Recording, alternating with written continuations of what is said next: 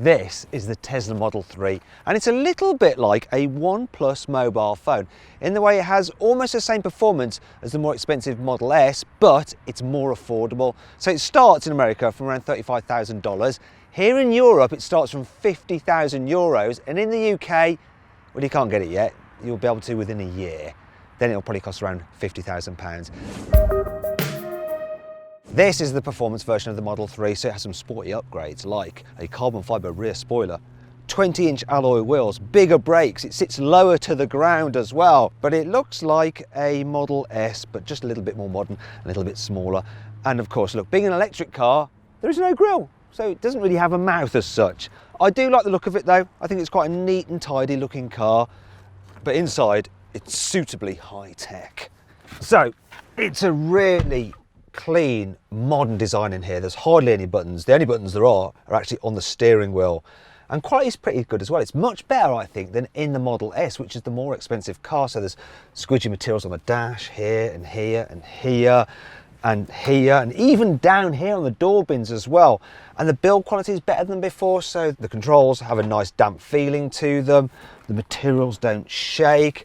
There are a few bits and pieces where you press it and it just feels a little bit less solid than say something like a BMW, but it's not too far off. They have got really, really close to the mainstream manufacturers. And then there's that area where they completely thrash them, and that's the infotainment screen. And you get this big infotainment screen as standard on every Model 3. And that brings me on to the specs. Every Model 3 gets dual zone climate control, and you can actually control where the air comes out of this main central vent here.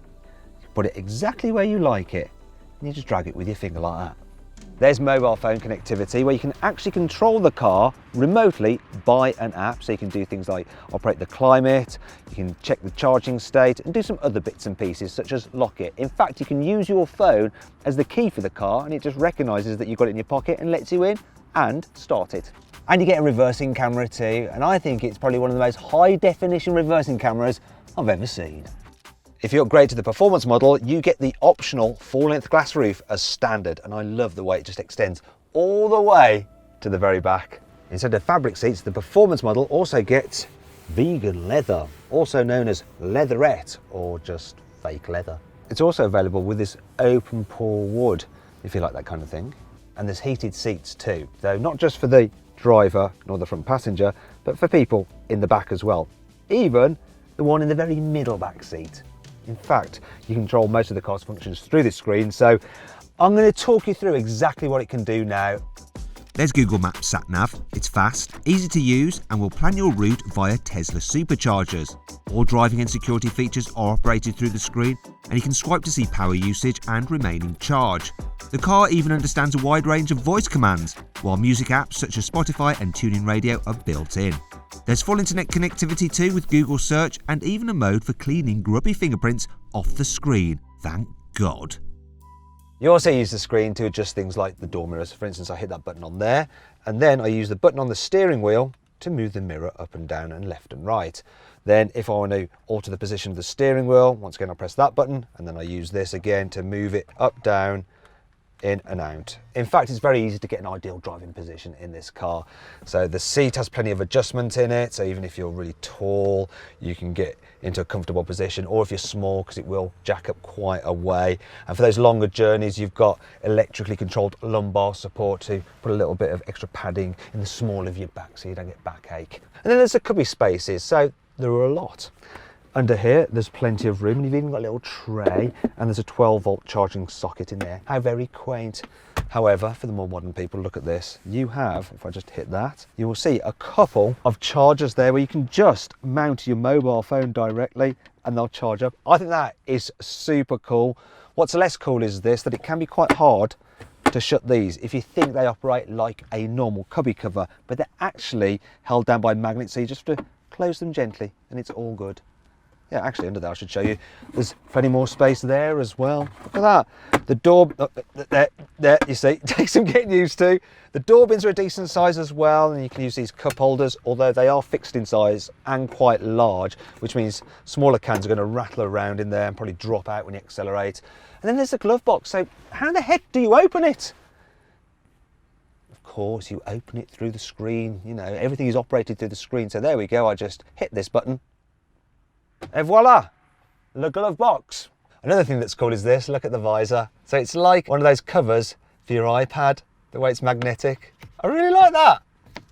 And yes, that's quite a big visor, so it should be able to keep the sun out of your eyes. I also like the rear view mirror as well. It's cool and minimalist, like the rest of the car. Anyway, let's hop into the back, but before we do, I want to show you this. You open the door by just pressing a button here, and it opens electrically. Now you might be thinking, well, what happens if it runs out of battery? I'll never be able to get out of the car. Don't worry, look, there's a manual override. Let's jump into the back. Another thing I like is how you open the doors. They have a really cool handle. It doesn't quite open in the same way as on the Model S, but I actually think it's a better system. Okay, space in the back. So this seat is in my usual driving position. I've got plenty of knee room. Headroom is just about okay for me, but people over 6 foot may struggle a little bit. If you need to carry 3 people in the back at once, it is doable because, well, look at this. You have no hump in the floor. And so there's plenty of space for everyone's feet. And the car seems quite wide, so it should be all right for shoulder space as well. If you need to fit a child seat, there's a couple of Isofix here and on this seat as well. There's no one sitting there, you can just fold this down, and then you've got cup holders there. It's all right. My only issue is because this is an electric car, you've got batteries underneath the floor. It means that your feet are quite high up. So if you look at that angle there, it's a bit like you're squatting. So that could be a bit annoying on longer journeys. Look, I haven't got much under thigh support as a result. I do like this though, look, coat hooks. I love the way they're actually hidden away until you need them. And of course you've got your reading lights there. And they're right where you'd be holding a book, which is good. There's a couple of USB charging points there as well. And there's a little folder in the back of the front seats where you can just about fit an iPad. Plus the door bins here in the back are nice and large as well. One small criticism though is this, look, the rear windows really don't go down very far. So kids will find that a bit annoying, though they will like the fact that the window ledge isn't too high and the rear window is quite big, so you do get a good view out. And of course, the glass roof does make it feel nice and airy in here, though it doesn't get too hot because it's actually got a special coating which blocks out more than 99% of UV light. Now let's move on to the boot. Once again, the door opens electrically. So in terms of the capacity, it's about 3/4 of that you get in the boot of a BMW 3 Series. So if you look at the space, it is quite usable. The boot opens really high as well, so you've got nice access to it. Even though it's a saloon car, there's not much of a lip to lift stuff over, so it's all right. Under here though is some extra storage, and there is quite a lot. When you add all that together, the boot capacity is then very similar to the 3 Series, and it's really nice that you've got somewhere to keep the charging cables out of the way. There's a little bit of extra storage just down the side here as well. And of course, being an electric car, you do not have an engine at the front. So instead, you have a fruit, which is a front boot, and you can open it using the app, just like that. There we go. Dead simple. And there's more room here as well. Look at that. And it even has a few hooks, if you look at these, where you can hang your shopping off so it doesn't roll about all over the place. However, not everything about this car is cool. Here's 5 annoying things about it. Only one paint colour is included in the price, and that is black. If you don't want that, you're going to have to pay some more money. While all this minimalism is cool, it would be good to have a few buttons for some key items, such as fog lights, but no, you have to go through the screen. Also, using the mirrors through this system is a little bit of an arse as well. Tesla has just cut the price of the Model S and Model X by up to £40,000, and they could do that for the Model 3 at any point, which would be a little bit annoying if you just bought one prior to the price cut. This black trim not only picks up horrible fingerprints, but it also scratches easily. Look, there's marks on it, and this is a brand new car. If it's been raining and there's a lot of water on the car, when you open the boot, that drips on there, then look, as you can see, it all drips inside the car because there's not sufficient guttering like on normal cars. Thankfully, there's still plenty to like about the Tesla Model 3. Here's 5 cool features. If you're running low on battery, the satellite navigation system will automatically divert you to a Tesla supercharger, and it'll even preheat the battery for optimal charging when you get there. If you're planning a longer route, it'll actually figure in places to stop to charge up, but it won't make you stay and charge there for longer than you need to. Every Model 3 comes fitted with all the hardware necessary for all the available options, and if you decide that you want to have one at a later date, you can actually just have it as a software update to enable it to work, Also, upgrades to the car's systems can also be done over the internet. For instance, Tesla just figured out how to use the cameras on the car for the autopilot for a dash cam, and they've just enabled it for everyone. So in the event of having an accident, you can then just plug in a special USB stick to download the footage. You can put the car into special modes. For instance, if a thief approaches the car, special security mode will actually spot them, and it uses the sensors and cameras to record what they're doing, and it'll even put a little display on the car's infotainment system to say that they're being watched. Then there's dog mode. If you want to leave your dog in the car, it'll put a message on the screen and it'll actually hold the air conditioning at the right temperature to keep the dog happy. But if the car runs out of battery and it starts to get too hot in there, it'll send a note to your mobile phone to tell you to get back and save your pooch. And then there's valet mode. So if you want to hand over your car at an airport or at the hotel, you can put it into this mode and it'll restrict the speed to 55 miles an hour, unlock the trunk, and also disengage the infotainment system so they can't mess around with all these settings. The seats have a special coating on them which make them very easy to wipe clean if you get muck on them. The car has a range of funny Easter eggs, which shows that Tesla has a sense of humour, and I'll show you some now. So, by pressing that button there and then pulling this down, you access the Easter eggs, and this one here is called romance mode. So it shows a lovely roaring log fire there. How romantic is that? Play some relaxing music. Also, it blows out warm air to the ventilation system and warms the seats as well to get you in the mood. Next there is Mars mode. So basically it changes your Sat-Nav for the surface of the planet Mars. Next up is drawing mode, which allows you to write stuff on the screen. Then there's Atari mode, which allows you to play games off old Ataris. And then there is my personal favourite, the Whoopee Cushion. Basically, you can activate each seat so that when someone sits on it, as you can hear, it makes a farting sound. And you can choose between the different fart sounds. So I'll run through them here. There's Falcon Heavy. Then you've got Ludicrous Fart. That one's a bit wet. Nutra-Stink. It's like post-curry, that one. Yeah, kids are going to love that, and grown-up kids will too. The Tesla Model 3 has a 75 kilowatt-hour battery, and according to Tesla, that should be good for a range of up to 300 miles, so long as you take it steady. Now to charge it, you just press this flap here. There you go, and it opens, and then you can plug your charger in. Now if you charge this car from a normal 3-pin socket at home, it'll take a day and a half to charge it from empty to full. However, if you have a special fast AC charger, that time is cut to just half a day. That's why you're going to want to charge it from one of the DC chargers. From a 50 kilowatt charger, it'll take about an hour to charge it from 10% to 80% full. Or if you go to a Tesla supercharger, you can do that in about 35 minutes. However, there's a new V3 supercharger available for the Tesla Model 3, which means you can charge at twice the speed. In fact, it can add 75 miles of range in just 5 minutes. Now in Europe, there's two versions of the Model 3. Both are dual motor, so they have a motor at the back and a motor at the front, so they are four-wheel drive. There's a long-range version that has 350 horsepower, or this performance version that has 450 horsepower. Eventually, Europe will get the full Tesla Model 3 lineup, which is already available in the US. That means less expensive rear-drive only versions and smaller battery packs. But seeing as I have the most powerful car right here, let's do some serious motoring journalism. I want to see just how quick this Tesla Model 3 is, so I'm going to launch it. Before I do that though, I'm going to move the acceleration setting from chill into sport. Also, I'm going to turn off creep so I can leave the car stationary and then just floor the throttle to make it go. And to time it, I'm going to use a special app on my mobile phone and just plop that up there. Let's do this. Oh, it's quick! That's really quick. That's enough.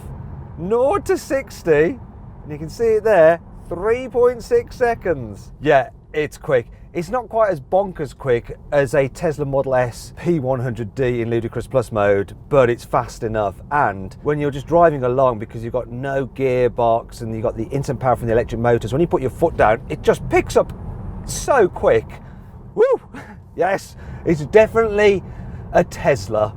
So what's this Model 3 like when you hit a twisty road such as this? Well, you can put the steering into sport mode, so it's heavier, And it will surprise you because this thing isn't just about straight line pace. I mean, being an electric car, it is quite heavy because you've got all those batteries, but it really grips well in a corner. Also, the steering is super fast. It's just odd that it's this much fun with absolutely no engine noise. It's fast and it's fun. It's a result. So the Model 3 ticks the enjoyment box better than any Tesla before it. But how does it cope with the mundanity of day-to-day driving, such as in town? So being electric, it's very quiet.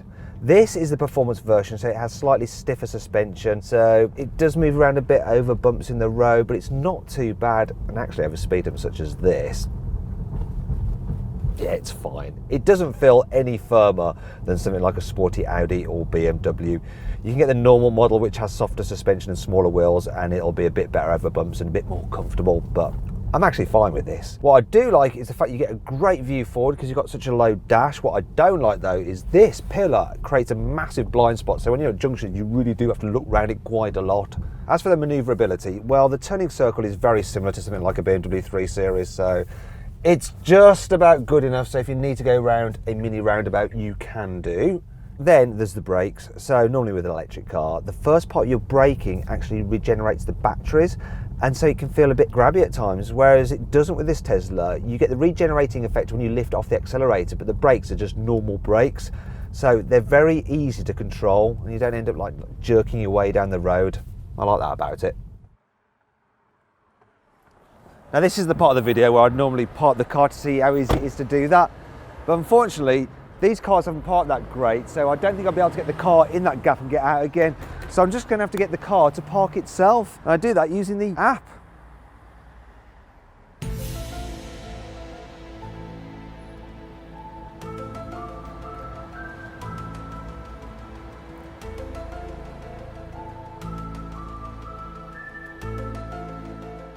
There we go. Easy. But while all that is very clever, is the Model 3 actually any good as a long-distance motorway cruiser? Well, yes. So, seats are nice and comfy, suspension does a good job. It's relaxing enough. You get a bit of wind noise from around here, but other than that, it's quite quiet. I'm not sure whether I'm just noticing the other noises because there's no noise from the engine. Of course, you can upgrade to have Tesla's autopilot, which is basically a clever cruise control system. So to engage it, I hit down on this stalk twice. There we go, it's on. Now it's doing what normal systems do, so it's using radars and cameras to keep a safe distance from the car in front. It'll also automatically steer to keep me in lane, though you do have to keep your hands on the wheel, otherwise it'll disengage. But what it can do that other systems don't do is this. Look, if I want to change lane, I just put the indicator on and it'll be looking to see what's next to me. You can see it's safe, and then it'll move into that lane and then it disengages the indicator. So you don't have to do that. Now, if you have the car in America, it'll actually do all that itself without you having to put the indicator on. You can even set your destination on the satellite navigation and it will automatically take you off at a junction, obviously the right junction. Now, we don't have that yet in Europe because of European laws. Let's see how long it can go before it throws a wobbly and disengages. I think it's super cool the way it shows where the other things are there. And I want to show you this as well. Look, you don't have to use your rear view mirror. Press this. The camera will stay on regardless of what speed you're doing. It doesn't disengage like on normal cars.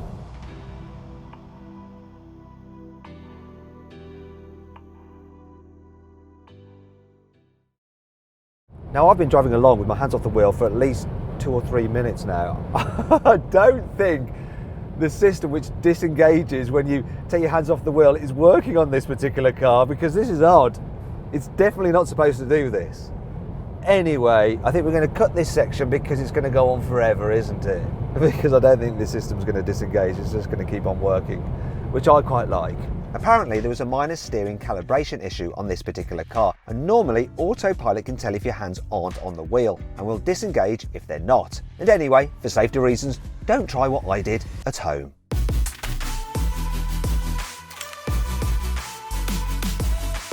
So what's my final verdict on the Tesla Model 3? Should you avoid it? Should you consider it? Should you shortlist it? Or should you just go right ahead and buy it? Well, I reckon if you're looking for an electric car, just go right ahead and buy a Tesla Model 3.